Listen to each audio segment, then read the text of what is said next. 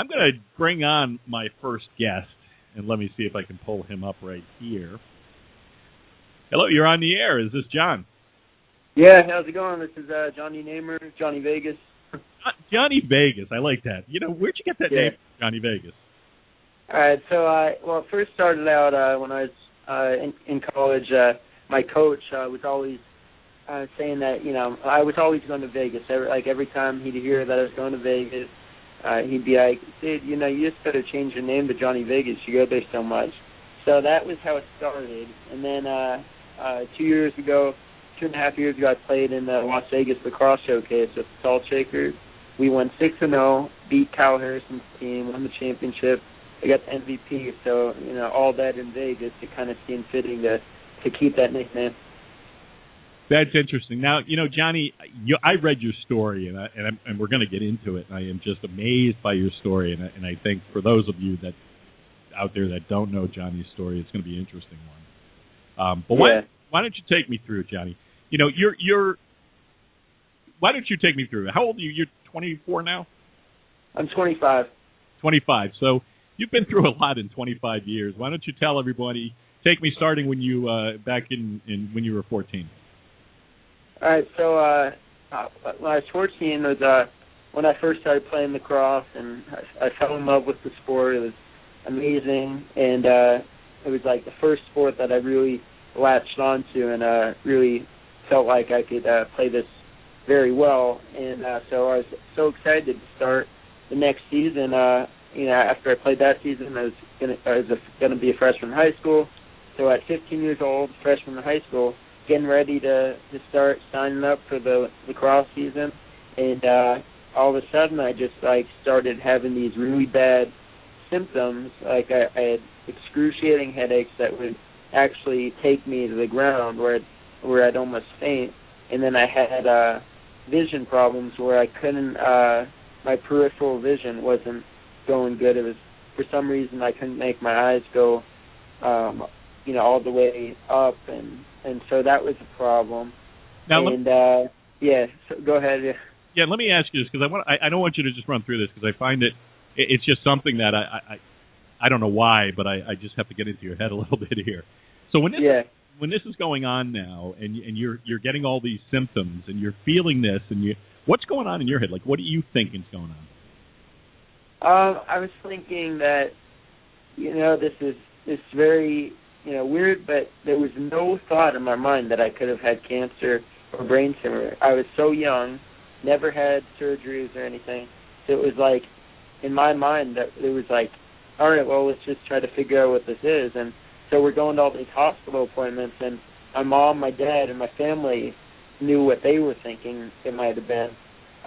But when that word came up, cancer, I went to do an MRI and stuff, and then they found out that there was a mass, and I still did not think I had cancer. I didn't even put that in my mind. We get to the hospital. They said, all right, we need to do surgery in 2 days, and early in the morning. And I'm like, well, why do we have to do surgery? And they're like, well, we have, you have a brain tumor on your brainstem, and we have to see if it's cancerous. And so we went, we did the surgery, and they found out it was cancerous and inoperable but treatable with chemo and radiation. Mm-hmm. So going through all this, obviously a young kid and having to deal with all this, what was your, I read a little bit about it, and it seemed like, lacrosse was always in your head there, which is always great to hear. Yeah. But what was, as you're going through this, how scared were you through this? I was very scared, actually. When they said the word cancer, that was one of the scariest moments of my life. But right away, tears started dripping down my face, and I was looking at my mom and dad. I'm like, I thought that was a death sentence straight away. But that's just the fear of a kid. You don't realize at that time that there's a lot of people that survive cancer too. It's not always a death sentence.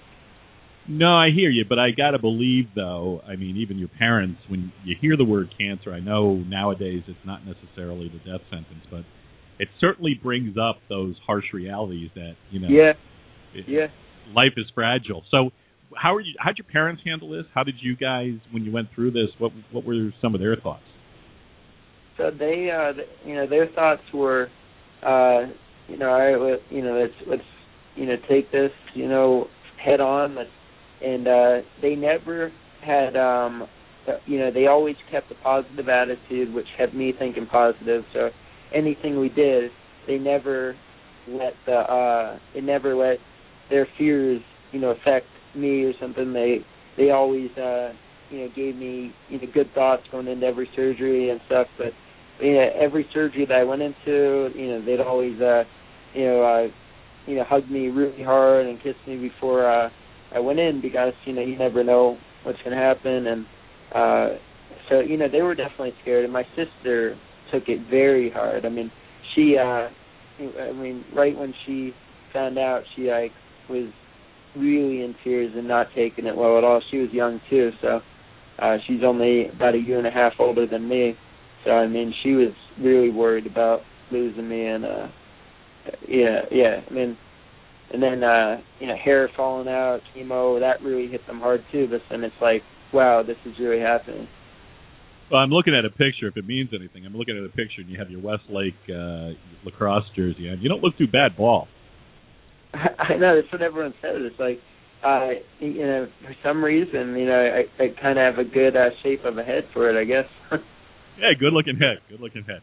So, as you go through this and you're going through the recovery, I was reading this, and it's just great to hear that, you underwent surgery, and the first thing you ask the doctor is, can I still play lacrosse? Yeah. Now, what did they say to you? Were they honest? Did they say they didn't know? What was their answer to that? Yeah, I pretty much had to explain to them certain things about lacrosse to even persuade them to tell me when I could play again, because they thought right away, lacrosse, metal sticks, slamming into, your head, and I had to explain, no, you have a really good helmet on, you have pads on, there's a lot of rules, you can't just slash someone, you can't hit them in the head, and so, I basically tried to take the doctor's fears away, and but I wasn't taking no for an answer on that. I mean, all my family knows that it was like, it was just like, oh man, it was just like there was no doubt in my mind that I was going to play lacrosse. It was just when. So I agreed, not to play when I was going through chemotherapy, but my body just was going to be too weak. And but right after radiation and chemo ended, I was out there playing. Can't keep the stick out of your hand, huh? Yeah. So talk to me a little bit about your lacrosse career then. So you get back in. Did you get to play for high school? Yeah. So I got back into lacrosse the summer after freshman year of high school. Went to camp. Did some fall ball stuff, and then sophomore year of high school, I started playing again for Westlake High School, and I played all the way through till I graduated in 2006, my senior year. And all my teammates said I was the heart and soul of the team, because they could not complain about one little thing, because they knew that I'm playing with so much stuff. Well, let me ask you about that. I mean, after you go through something like a brain tumor, and you don't know what the outcome is going to be, and then you get that second opportunity, that second shot, if you will, and now here you are, you're back on the field. How does that change the way you look at the sport? How did that change the way you played? I would say it definitely made me look at lacrosse as more than a sport, and kind of like a way of life, and it kind of became a medicine for me, kind of like a medicine game. And every time I was out there, the adrenaline just took over, and I was able to just forget about all the symptoms and just play lacrosse. And the way I went into every game in practice was, this is what I love to do. And I mean, basically, it's like you can't let anything hold you back from doing what you want to do, and you just gotta put your mind to it. And I mean, I love every second I'm out on that lacrosse field. And as you probably can tell, I'm like always playing in a tournament. I'm traveling around the country. Next summer, I'm going to Israel to try out for their national team. So, and I'm going everywhere. Well, let's chat a little bit about it, because you have some other great stories too that some of us are probably going to be very jealous about. But we'll go through. I should say too that lacrosse is really your life. You also have a radio show that you do as well, don't you? Yeah. Total Lacrosse with Jonny Vegas on the Lacrosse Broadcast Network. And how'd you get into that? What pushed you into that? I mean, I know from my standpoint what pushed me into this, but what pushed you into it? So it was about a little less than a year ago. I got interviewed on JoJo Wardrummer's Lacrosse social media show, and he kept me on the whole hour, and we had a really good interview on there. And then last July, JoJo called me up and he said, "Hey, we're looking for a third host for Lacrosse Broadcast Network." And, he thought since I did so well being on his show, he said that him and Dan Power have no doubt that I will be a good host.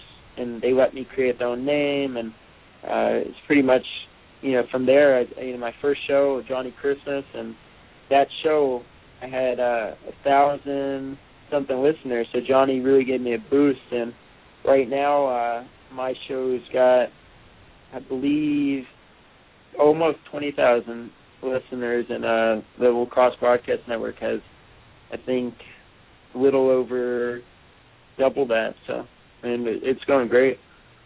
Well, that's terrific. I mean, obviously, I look at you as part of the family here too, because we're all in this trying to further the sport and grow the sport in whatever way we can. Yeah, that's great to hear. Let me ask you a little question now. I'm reading and I'm going through all this. I'm saying, okay, he played.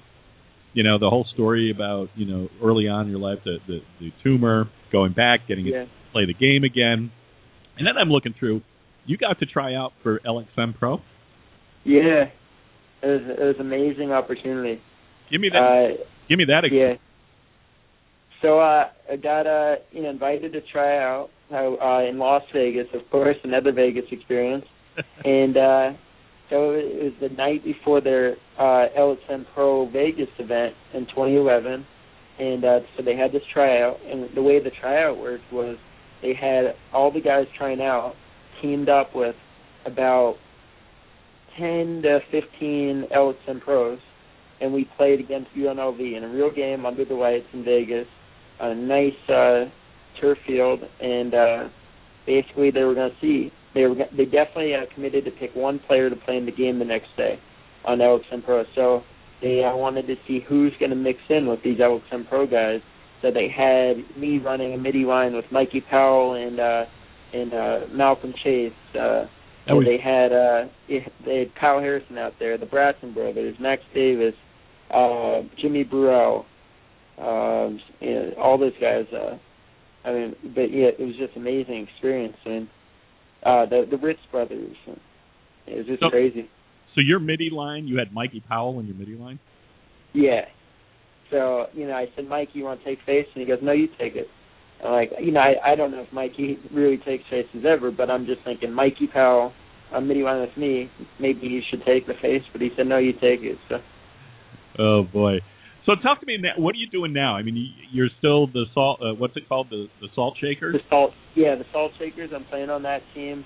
Last year I played in 5 events with them, 5 tournaments, and this year I'm just doing the Vegas one with them, and then the San Diego Jam by the Sea. And at the Vegas tournament, we're 2-time champions. We won it in 2010, and we won it in this last one, 2012. Let's flip over and let's talk a little lacrosse now. Are you what's your favorite area in the lacrosse world? Is it the college game? Is it the MLL game? Is it the indoor game?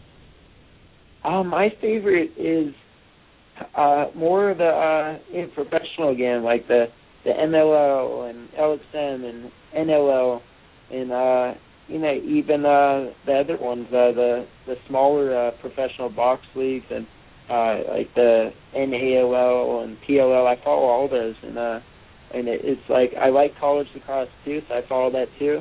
But I'm like I'm friends with a lot of these guys in the pro leagues that, I've played against a lot of them, which is kind of cool to say in tournaments. So I kind of like following those guys a little more. Do you have let's talk MLL. Do you have a favorite team, or do you just enjoy the game in general? I did have a favorite team, the LA Riptides, and then they went away. But my favorite team now would be Boston Cannons, just because I'm good friends with Chris Eck, and also friends with Paul Rabel, and then Bill Day, the former head coach there. I'm good friends with him as well. Mm-hmm. What did you think about their off-season moves? I mean, I thought they were kind of quiet, but what did you think?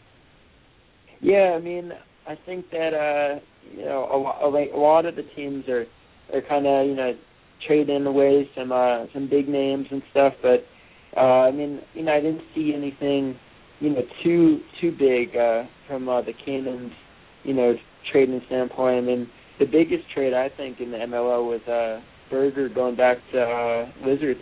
I mean, was that what you think too, or no? Yeah, it's a good question. I would throw that in the Matthews trade. I mean, I thought the Matthews I thought the Matthews trade was probably bigger until I spoke to Stagnita, and he kind of just explained that Boltus came out there, kind of filled the spot for him, and they had a logjam at that attack spot, and felt as though Matthews was the expendable guy, which I found interesting. Certainly, Matthews. Yeah. In my opinion, Matthews is a better indoor guy than an outdoor guy, but still, he's a great player. I just think the moves, and I think if I want to grade someone as just a terrific off-season, opportunities, was the New York Lizards. I agree with you. I think Berger going up there is just going to give more leadership, more sound midi play. You've got Pinnell coming out. He's going to be there. Yeah. Matthews. It's going to be a tough team. Yeah, definitely. And I love the new branding that they're doing. New York Lizards now, and I like the new logo, the new color green. So I really like what they're doing. I think that having it New York instead of Long Island is going to be big in terms for their branding opportunities. Yeah, I mean they're playing some games now in the city itself at Icon Stadium and such, and I think it's going to be big for them because. Let's face it, there's a lot of talk about attendance in the MLL, and you talk about a team like the Lizards, who's, essentially in the hotbed of lacrosse in Long Island. And they're having a tough time putting people in the seats. So hopefully the new branding, some of the moves they're making, maybe going into the city and holding some games there, I think they're doing the right thing, and I think they're bringing some big names in there that they're going to really push it. Yeah. And, I like what the Charlotte Hounds are doing, too. I really like Wade Leapart, who's, the guy making all the moves in terms of trades and stuff. And I really like what he's doing. I mean, they've got all these MLL teams have great rosters, but I just think that, the Charlotte Hounds new team, they really have a good roster, too. And once they start really clicking together, I really see a good future for them.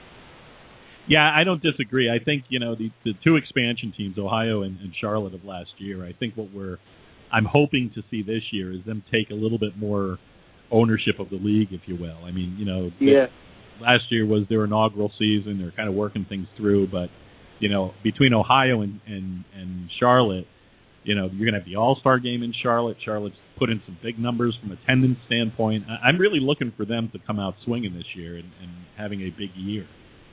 Yeah, same here.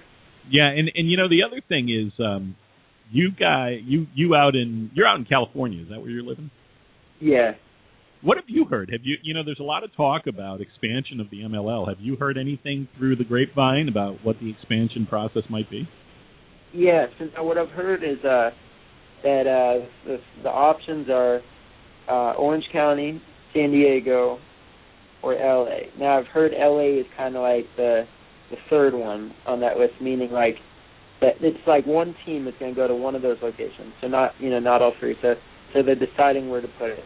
Now I think that they're going to choose San Diego because I think that San Diego right now, they got really good lacrosse fan base there, and I think for some reason they're not going to go to LA, at least for a good while, because of the Riptide not working out. I think they're going to try to pick a different city, and I'm guessing it's going to be San Diego. Yeah, I think you're right. I think they're going to be looking carefully out there. The once bitten, twice shy, as they say. But I think when you look out there, you're almost going to have, and a lot of the talk is that we're going to have to put multiple teams out there to have a Western division, if you will. Yeah. Otherwise, it's going to be tough to try, and if you put one team out there for everyone, other than Denver, you're going to have a lot of, and Hamilton for that matter, you're going to have a lot of traveling back and forth. So I think I'm hearing more of the, potentially you got, Atlanta is one of those things they're kicking around. Florida is one of those areas they're kicking around. I've heard some rumors bubbling out there. I'm not sure if they're true about a team changing town, going from one place to another place, another expansion. Yeah. So, it sounds like there's a lot of rumors floating around out there. It's going to be interesting to see what goes on. Yeah, and I'm good friends with a lot of guys that played on that Riptide team and guys that played on the Dragons team in San Francisco, and they said, that they really were it came as a shock. I mean, they were getting ready to get into that 2009 season. They had a great year before that, and then all of a sudden they got the call that said that the team's not, whatever the word is, they're not going to be around anymore. Mm-hmm. Yeah. Well, listen, hey, Jonny Vegas, it's so funny because I saw your name and I see you, I follow you on Twitter, so I'm seeing all that stuff, and I just said, boy, this guy's going to be a good guest, and I know it is. And then when I started looking and really reading about you, I said, boy, this is a slam dunk. You did it terrific. Yeah. I really appreciate you coming on the show and sharing your experience. And, your show is absolutely, knocking it out of the park, which is terrific. And, again, we're all in this together trying to expand the sport. So, good luck. Yeah, thank you very much. Thanks for having me on. And, follow me on Twitter, anyone listening out there, at JohnnyVegas45. And thanks a lot, Laxworm. I'll talk to you soon. Yeah, when is your show on? Do you have a pitch on when that comes up? Yeah, it's on every Monday and Friday, 11 a.m. to 11:30 a.m. Pacific Standard Time. Now, the one exception is tomorrow it's going to be on 9 a.m. to 9:30 a.m. Pacific Standard Time. So, check it out. Chris Panos, he played in the NLL for many, many years, won NLL championships, and he played on the USA box lacrosse team. So Chris Panos is going to be on my show tomorrow talking about box lacrosse, 9 a.m. Pacific Standard Time. Very good. Jonny, I appreciate you coming on again. Thank you very much. Good luck to you, and I know we will speak soon. Yeah, definitely. Thanks a lot. All right, take it easy. And that's Jonny Vegas. And Jonny Vegas, you can follow him.